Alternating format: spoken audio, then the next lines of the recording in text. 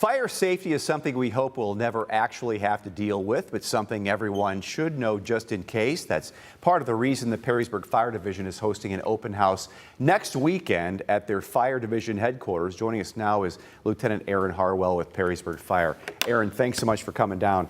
So this is going to be next Sunday the 7th, the first day of NFL football. The Browns, Bengals going from 1 to 4. But hey, what a coincidence!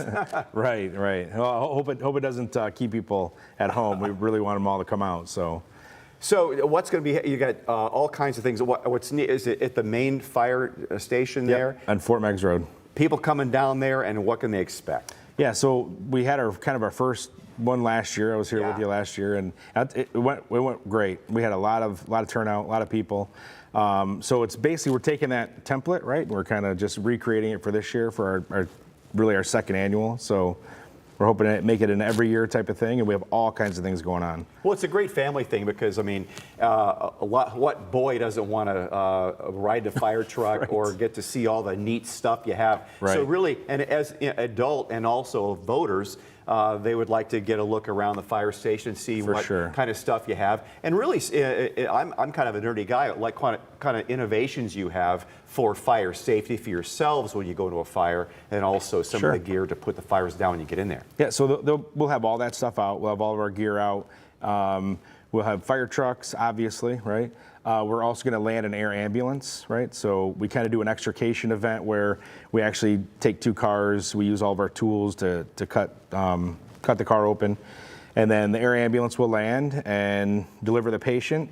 And then it'll be there for the rest of the day for everybody to take a look at and check out. So it'll be great. And then you've got the trailer. Tell me about the trailer that has the fire. Yeah, so that's new this year. We're partnered with the State Fire Marshal. State Fire Marshal has this really awesome trailer. It's a sprinkler trailer.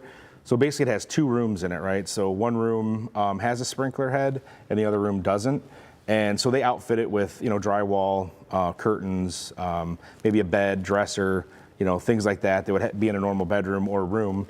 Then we light one on fire, which you typically one without the sprinklers, and you'll see how fast that fire progresses. You'll see it'll basically go to flashover within minutes, and then the fire department will put that out, which will be interesting for people to see.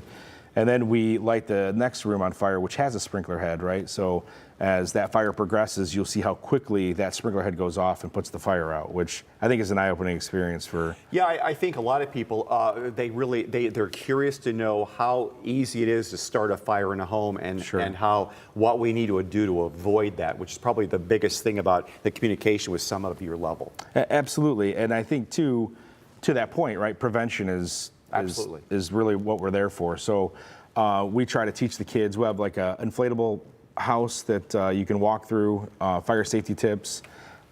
We have, look at there.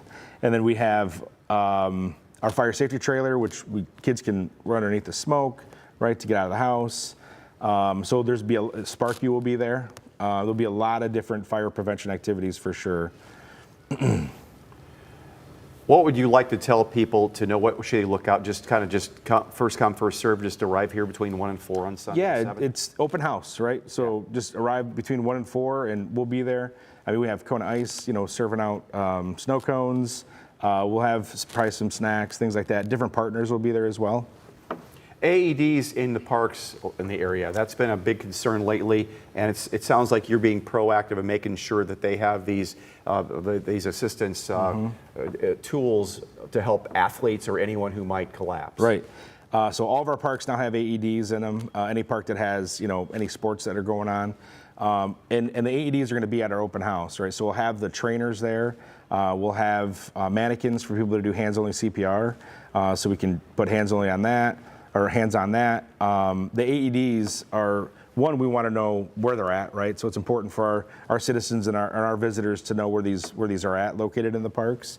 In addition to how to use them, right? Because what good are they if you don't know how to use them? That's a good point, because I've been told that there is simple instructions on the container, and you don't have to have done it before or have an instruction, but just follow the instructions. But like, it makes you kind of nervous to think about doing something like that, for the first time, especially, when somebody's right? having an issue with their heart. Sure. So that's why we want to get hands-on with these AEDs, because it's as simple as hitting the button, the start button, right? And then once you power it on, it'll actually communicate to you, tell you what to do. It'll probably say it more than one time. So if you have any questions or you didn't hear something, it'll tell you over and over again. So the most important thing, right? If something happens at a park or out in the public, to have access to these AEDs, number one, but also to know how to use them. I'll ask you one more thing. Fire extinguishers. If maybe you bought a small fire extinguisher to keep in your kitchen or utility room, how long do those typically last? What do you do to get rid of them when they're no longer effective? And should we always keep one or two in the house? Yeah, I get the question all the time. So fire extinguishers, typically what we recommend is in the kitchen, right? Because that's where most of the fires start. And also like in a garage area. They're typically about 6 years, end of life.